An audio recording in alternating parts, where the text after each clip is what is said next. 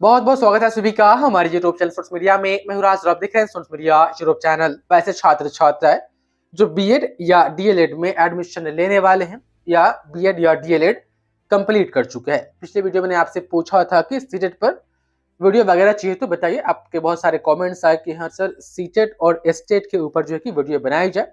इस वीडियो में हम सीटेट पूरा समझाएंगे और अगली वीडियो में एस्टेट पर जो है कि हम बात करेंगे। अगर किसी को लगता है कि सीटेट और एस्टेट दोनों पास करना पड़ता है तो ऐसी बात नहीं है। एस्टेट अलग है, सीटेट अलग है, दोनों में से कोई एक परीक्षा आपको पास करना पड़ता है। पहले जो है कि बहाली इसी पर हो जाती थी, सीटेट पर ही। हम बिहार की बात करें, लेकिन अब बिहार में हुआ कि नहीं, सीटेट पास करने के बाद आपको जो है कि बीपीएससी शिक्षक भर्ती की परीक्षा, उसमें आपको पास होना होगा, उसमें आप सिलेक्ट हो जाते हैं तब आप शिक्षक बनेंगे। और ऐसा नहीं है कि हाँ बिहार में जो है कि बीपीएससी है तो और जगह भी है कि सीटेट के बाद और भी परीक्षाएं देनी पड़ती हो, ऐसा नहीं है। बहुत सारे स्टेट ऐसे हैं जहां पर सीटेट पास करने के बाद डायरेक्ट जो है कि बहाली हो जाती है। इस वीडियो में हम बात करेंगे कि सीटेट है क्या, कौन करवाती है, कब कब होता है, आप इसके लिए एलिजिबल हो जाते हैं या है कि नहीं है, या कब होंगे आप, और आप इसको पास कर जाते हैं तो पास करने के बाद अगला पड़ाव क्या होता है। आप अंतिम क्षण तक बने रहें, सारी जानकारी इस वीडियो में आपसे शेयर करेंगे। तो तमाम स्टूडेंट, ये जो सीटेट है सेंट्रल टीचर एलिजिबिलिटी टेस्ट, शिक्षक बनने के लिए ये एक प्रकार का टेस्ट है जो आप जो है कि शिक्षक बनने के लिए एलिजिबल है कि नहीं है उसके बारे में ये टेस्ट परीक्षा होती है। सेंट्रल जैसे ही लग जाए समझिएगा कि सेंट्रल गवर्नमेंट के द्वारा कराई जाती है। तो सेंट्रल गवर्नमेंट के अधीन जो सीबीएसई बोर्ड आती है, सीबीएसई बोर्ड जो है कि सीटेट को करवाती है। साल में 2 मरतबा होता है, एक जनवरी में और तमाम स्टूडेंट एक जून में होता है। तो सीटेट दिसंबर, सीटेट जून करके आता है। तो जून वाला जो होता है उसका एग्जाम अगस्त तक चला जाता है, जुलाई अगस्त तक चला जाता है। और जो सीटेट दिसंबर कहा जाता है वो जनवरी तक चला जाता है। तो मोटा मोटी मान के चलिए कि साल में 2 मरतबा होता है, एक जनवरी में और एक जून जुलाई या अगस्त तक। इतना मान के चलिए, एक आध महीना इधर नहीं तो उधर, लेकिन हाँ इतना जरूर याद रखिए कि साल में ये 2 मरतबा होता है।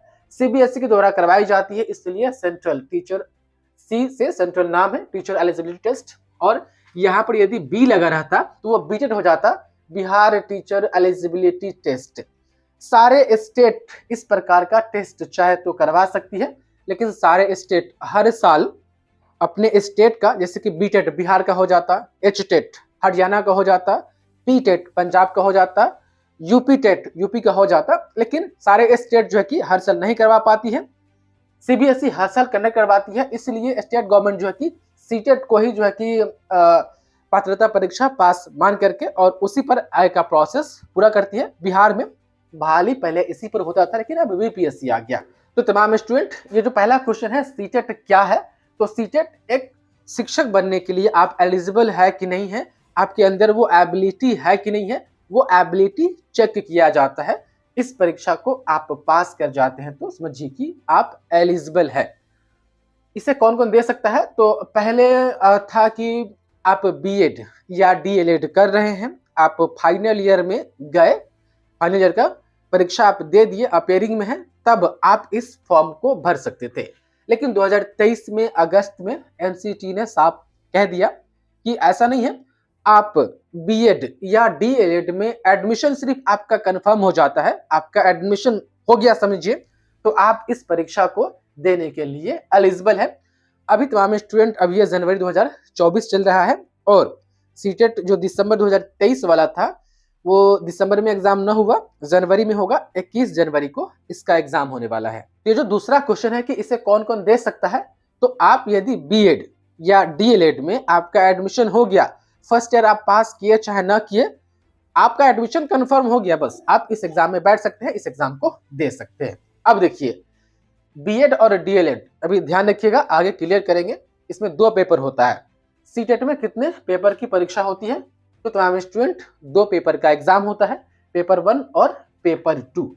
पेपर 1 उनको देना पड़ता है यदि आप 1 to 5 के शिक्षक बनना चाहते हैं, 1 to 5 का, तो आपको जो है कि पेपर 1 का एग्जाम देना है। ठीक, पेपर 1 का। यदि आप 6 to 8 के लिए शिक्षक बनना चाहते हैं, 1 to 5 का अलग हो जाता है, 6 to 8 का अलग हो जाता है। तो 1 to 5 के लिए सीटेट पेपर 1 का एग्जाम देंगे, पेपर 1 का फॉर्म भरेंगे। यदि आपको पेपर 2 देना है तो सीटेट पेपर 2 का जो है कि आप फॉर्म भरेंगे और पेपर 2 का एग्जाम देंगे। क्या हम दोनों दे सकते हैं? तो हाँ, आप दोनों दे सकते हैं, लेकिन तमाम स्टूडेंट याद रहे, पहले था कि पेपर 1 और पेपर 2 वैसे स्टूडेंट जो बीएड कर रहे होते थे या करते थे वो पेपर 1 और पेपर 2 दोनों का एग्जाम दे सकते थे। लेकिन हाल ही में आपको पता है कि सुप्रीम कोर्ट बीएड वाले को 1 to 5 से प्राथमिक से बाहर कर दी। बीएड वालों को बोला गया कि आप जो है कि हायर एजुकेशन के लिए जो है कि आपका जो है कि जो कोर्स है बीएड का उसको फ्रेम किया गया है, इसलिए आप जो है कि प्राथमिक में नहीं जा सकते हैं। तो चूंकि पेपर 1 प्राथमिक के लिए होता है तो बीएड वाले आप पेपर 1 का एग्जाम आप दीजिएगा भी, तो किसी काम का अब नहीं है। मैंने भी दिया था, मेरा बीएड है, और जैसे ही सुप्रीम कोर्ट का जजमेंट आया कि बीएड वाले प्राथमिक से बाहर, तो मेरा पेपर 1 का जो था डिग्री सीटेट वाला वो इनवैलिड हो गया, रद्दी के भाव में चला गया। बचा पेपर 2, तो पेपर 2 चूंकि 6 to 8 के लिए होता है तो ये मेरा वैलिड है। तमाम स्टूडेंट अब यहाँ पर देखिए, यदि आपने डीएलएड किया है, सिर्फ डीएलएड है, इंटर के बाद आपने डीएलएड किया है या डीएलएड आप कर रहे हैं, तो पेपर 1 का एग्जाम सीटेट का 1 to 5 शिक्षक के लिए आप दे सकते हैं। डीएलएड पर सिर्फ पेपर 1 to 5 के लिए। उसके बाद यदि आपको डीएलएड करके 6 to 8 का भी आपको शिक्षक बनना है, तो आपको मैंने बताया था कि 6 to 8 डीएलएड पर कोई शिक्षक तभी बन सकता है जब उसके पास डीएलएड प्लस ग्रेजुएशन की डिग्री होगी तब। तो यहाँ पर एक चीज क्लियर कर ले कि डीएलएड और उसके बाद ग्रेजुएशन होगा तब आप पेपर 2 का फॉर्म भर सकते हैं। पेपर 2 आप पास करेंगे या आप पास कर जाएंगे, समझिए 6 to 8 का शिक्षक आप बनने के लिए एलिजिबल हो जाएंगे। उसके बाद भी बिहार में बीपीएससी शिक्षक भर्ती परीक्षा पास करनी होगी। किसी और स्टेट से आप है तो कुछ स्टेट में इसी पर जो है कि बहाली हो जाती है। हालांकि यूपी में भी जो है कि इसको पास करने के बाद भी सुपर टेट का एग्जाम वहां पर देना पड़ता है। सीटेट पास करने के बाद भी सुपर टेट का, और बिहार में हो गया कि सीटेट पास करने के बाद भी बीपीएससी का एग्जाम देना होता है। अब यहाँ पर है कि ठीक है, डीएलएड में हम एडमिशन ले लिए तो हम पेपर 1 का एग्जाम दे सकते हैं सीटेट का, तो क्या हम पेपर 2 का एग्जाम दे सकते हैं? यदि हमारा डीएलएड कंप्लीट हो गया और ग्रेजुएशन में जस्ट एडमिशन लिए, और क्योंकि ग्रेजुएशन बोल रहे हैं डीएलएड प्लस ग्रेजुएशन, तो मतलब पेपर 2 भी 6 to 8 का, तो ऐसा नहीं है। आपको ग्रेजुएशन कंप्लीट करना होगा, क्योंकि जब पेपर 2 का फॉर्म भराता है सीटेट के लिए तो उसमें पूरा डिटेल्स मेंशन करना पड़ता है कि आपने स्नातक की परीक्षा कहाँ से पास की, कब पास की, कितना नंबर है, किस विश्वविद्यालय से पास की, उस विश्वविद्यालय का जो है कि उस विश्वविद्यालय के जिस कॉलेज से आपने जो है कि परीक्षा पास की वो किस लोकेशन में पड़ता था, बहुत सारी जानकारी जो है कि आपको फिलअप करना पड़ता है। तो यहाँ पर पेपर 2 का आप तभी फॉर्म भर सकते हैं जब आपका ग्रेजुएशन पूरा क्लियर हो गया हो। हाँ, ऐसा हो सकता है कि ग्रेजुएशन आपका क्लियर हो गया हो, लेकिन कभी कभी कुछ स्टूडेंट होते हैं कि ग्रेजुएशन कंप्लीट करने के बाद तब डीएलएड करते हैं। तो ग्रेजुएशन कंप्लीट है, डीएलएड अभी कर ही रहे हैं, तब जाकर के आप पेपर 2 भी भर सकते हैं और पेपर 1 भी भर सकते हैं। लेकिन डीएलएड आपका कंप्लीट है, ग्रेजुएशन कंप्लीट अभी नहीं है, जस्ट एडमिशन लिया है, चाहे फर्स्ट ईयर में है, सेकेंड ईयर में या थर्ड ईयर में है, तो पेपर 2 आप तभी भरेंगे जब तमाम स्टूडेंट आपका ग्रेजुएशन कंप्लीट हो जाएगा। ये दोनों में अंतर होता है। अच्छा, पेपर 1 में क्या क्या पूछा जाता है, यदि हम एक बार बोले, देखिए सीटेट जो है कि 150 नंबर का एग्जाम होता है, और पेपर 2 ये भी 150 का होता है। तो इसमें जो है कि तमाम स्टूडेंट 30 नंबर का ईवीएस, 30 नंबर का मैथ, 30 नंबर का सीडीपी, और बाकी जो 60 नंबर बचा, इसमें से आप 30 नंबर का हिंदी ले लीजिए, या 30 नंबर का उर्दू ले लीजिए, या 30 नंबर का हिंदी, या 30 नंबर का अंग्रेजी। 22 भाषा में पूरे देश भर में सीटेट का एग्जाम होता है। उस 22 भाषा में से कोई भी 2 भाषा आप लेकर के एग्जाम दे सकते हैं। तो मैंने हिंदी और इंग्लिश रखा था। कुछ स्टूडेंट होते हैं कि 30 नंबर का हिंदी, 30 नंबर का उर्दू रख लिए, या कोई स्टूडेंट 30 नंबर का अंग्रेजी और 30 नंबर का उर्दू रख लिए, हिंदी हटा दिए। तो मोटा मोटी 5 सब्जेक्ट पेपर 1 में, EVS, CDP, math, Hindi, English, language वाला में अपने हिसाब से लोग चेंज कर लेता है। पेपर 2 में होता है कि पेपर 2 में जो है कि 60 नंबर का आपको वो सब्जेक्ट आपको पढ़ना पड़ता है जिससे आप ऑनर्स किए होते हैं। यदि आपका ऑनर्स आर्ट्स के कोई सब्जेक्ट से है तो ये भी तो 150 नंबर का होता ही है, लेकिन वही 30 नंबर तमाम स्टूडेंट यहाँ पर देखें तो 30 नंबर का सीडीपी, उसके बाद से 30 नंबर का तमाम स्टूडेंट हो जाएगा आपका हिंदी या इंग्लिश, जो भी आप ले लें। ये हो गया, मान लीजिए मैंने यहाँ पर हिंदी लिख दिया, और जो 60 नंबर का है वो SST हो जाता है।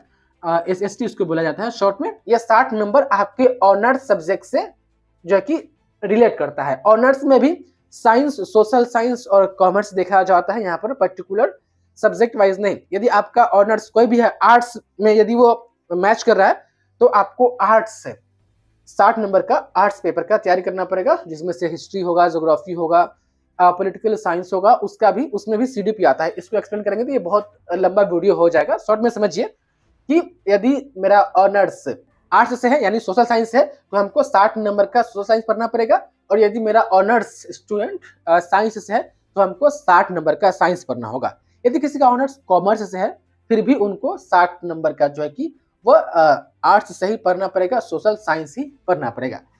तो ये पेपर 1 और पेपर 2 की बात हो गई। और पेपर 2 यदि आपका बीएड है तो सीटेट में पेपर 2 ही आप दे सकते हैं, पेपर 1 आप नहीं दे सकते हैं। तो ये वाला जो है कि ये यहाँ पर काम करेगा। अच्छा, तो सीटेट कहाँ से कहाँ तक का होता है? तो 1 to 5 और 6 to 8 के लिए होता है। अगर आपको 9th-10th का टीचर बनना है, 11th-12th का टीचर बनना है तो फिर वहां पर सीटेट की कोई जरूरत नहीं है, फिर वहां पर स्टेट आ जाता है।